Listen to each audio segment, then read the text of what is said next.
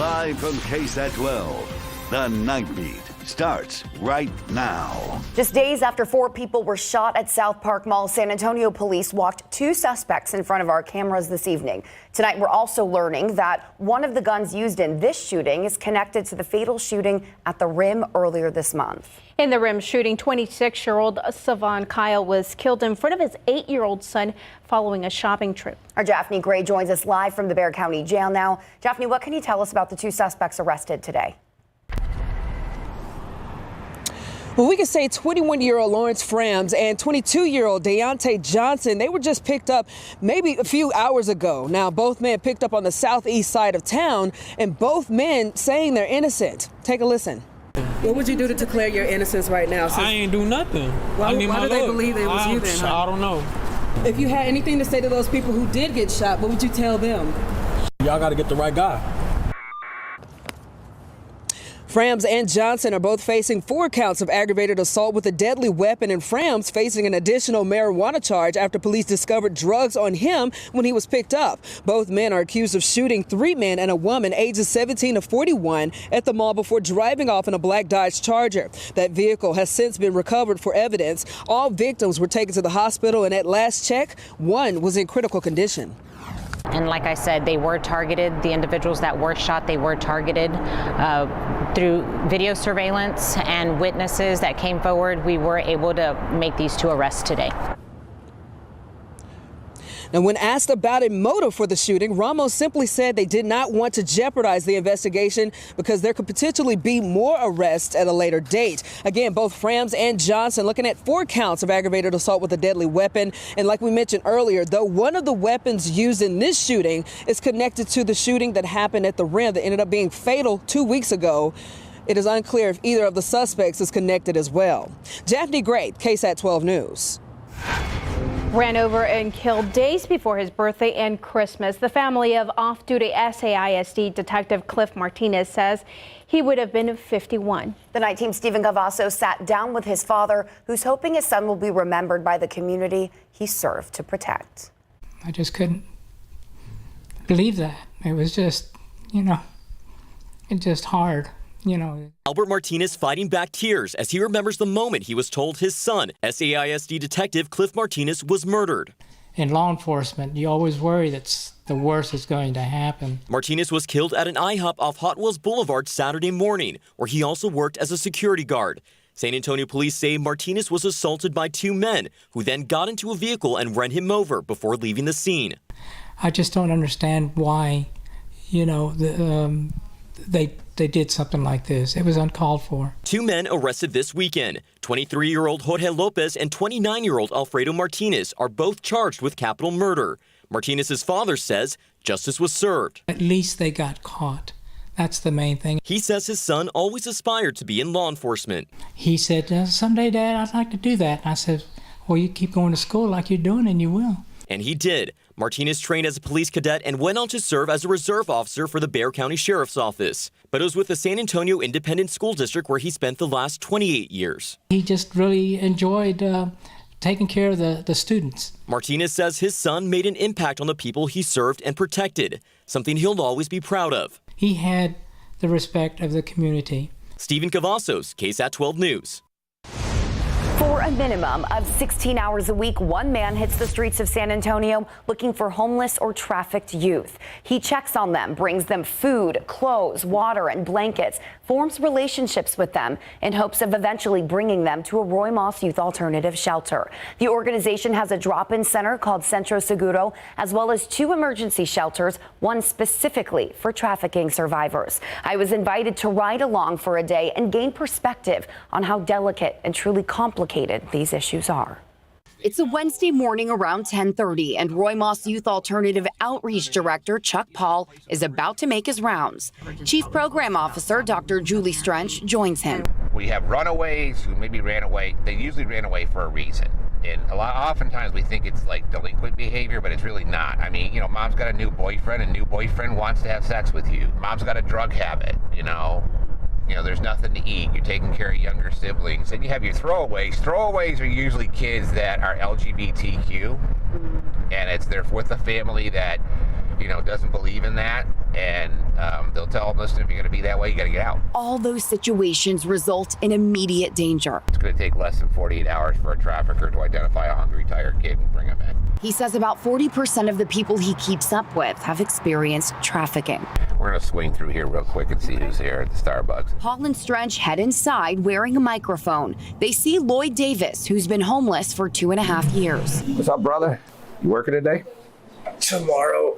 We're off today. When's the last time you ate? I haven't eaten anything. Nothing? Can we get you something now? What do you want? Anything's fine. He eventually comes outside, willing to speak with us. I got out of foster care when I was 18, so I've been stuck out here for a while. I live under the bridge right there. It's really hard being out here. I do have a job, but it's only seasonal. Davis knows people who are being sex trafficked or have recently been trafficked. She's off the drugs. She thought about, I can't be doing this to myself anymore. But he says it's hard to overcome that kind of trauma when a trafficker has control and you have nowhere else to go. It's like a ladder. You have that first step, and then you get to that middle step, and you have these obstacles that brings you back down to that first step. So you got to look past those obstacles and get to that top step. Are you going to keep trying to get up the ladder? Yes. His goal, to have a roof over his head within 2 years. It may be months before these kids or young adults ask for help, but Paul wants them to know when they're ready, it's there.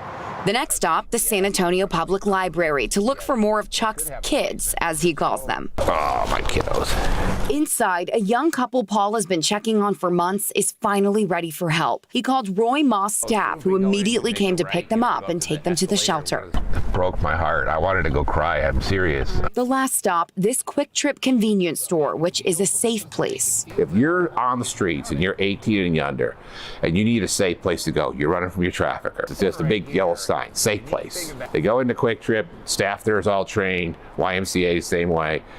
I need help. They call us, we come pick you up, we take you to Centro.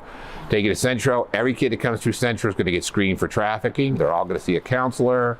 They're all going to get a full assessment. If they have been trafficked, then the balloon goes up. We have a system here in Bexar County. We're one of 3 counties that does. An intricate system designed to show these youth someone cares. Something Strench says the public can help with. Just say, can I help you? Are you okay? Is there something I can do for you? Most of them will tell you what they need. Yeah. And if you personally can't give it to them, there's so many agencies that will help them.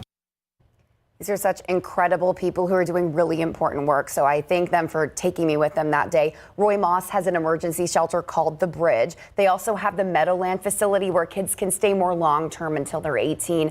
And then there's a brand new shelter, La Puerta, which is for trafficking survivors only. And we've been there. It just opened recently. It's pretty amazing. And Courtney, I know in previous stories you've talked about how traffickers don't just target the young, homeless, vulnerable population. Yes, and that's really important to know and what they want the public to know. Paul says it's common for the strategy for the traffickers to target those vulnerable homeless street youth, but they also look for foster children as well as anyone online. It's children, men, women from all different backgrounds, and they make a connection with you. They make you think you're in a relationship, then they slowly isolate the people who are around you and eventually gain control, may sell you for sex, and then keep you there with threats and abuse. So it's really hard to leave once you're in that situation. Very important to be a parent and just be on top of those kids and just make sure you know everything that they're looking at online. Absolutely. It's a great point. We have all those resources online. So if you want to report possible trafficking or just learn more about it, visit our website, KSAT12. Thanks, Courtney.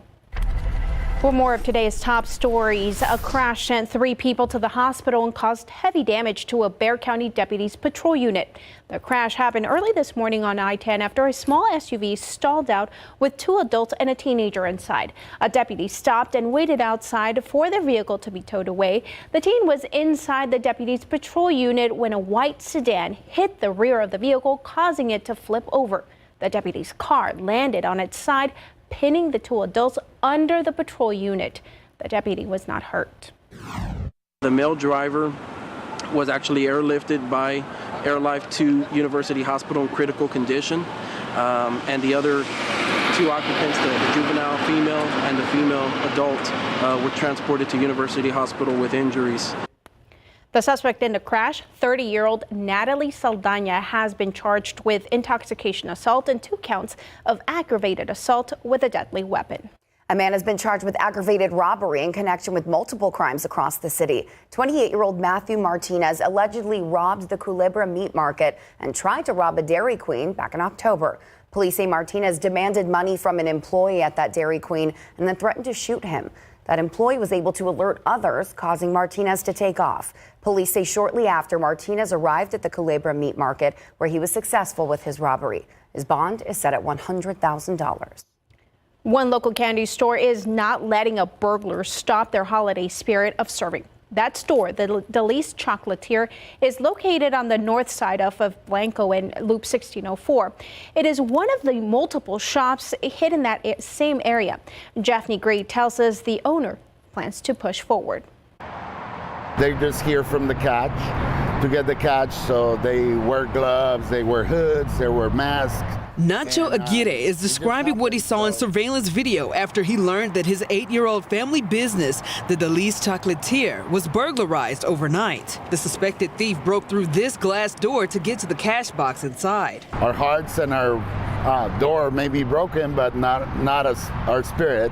With that positive attitude, Aguirre and his wife decided to strap the aprons on to continue over 100 Christmas orders they plan to finish by tomorrow. He says though the suspect only made off with $55, having their glass door repaired is costing them around $800. It's just sad that people may just break a window and put on strain on a business when he's just 3 days away from Christmas. Aguirre says this is the second time his business was broken into. However, he says though the suspect in this case stole materialistic things from them, they did not steal their joy. We will be fine and we will keep on baking and try to make San Antonio a sweeter place.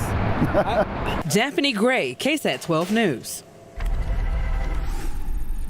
Clear skies out there tonight on live cam as we look towards downtown San Antonio. It was a gorgeous day, but we've dropped about 20 degrees from our high temperature earlier this afternoon. It is going to be chilly tonight. Temperatures right now in the mid 40s in a lot of places. And we're starting to see some 30s too show up in the hill country. 39 right now in Kerrville, 39 also in Hondo, 52 up there in Rock Springs. Forecast for tonight takes us down to 38 degrees, at least by tomorrow morning. We may see some patchy fog, especially south and east of town.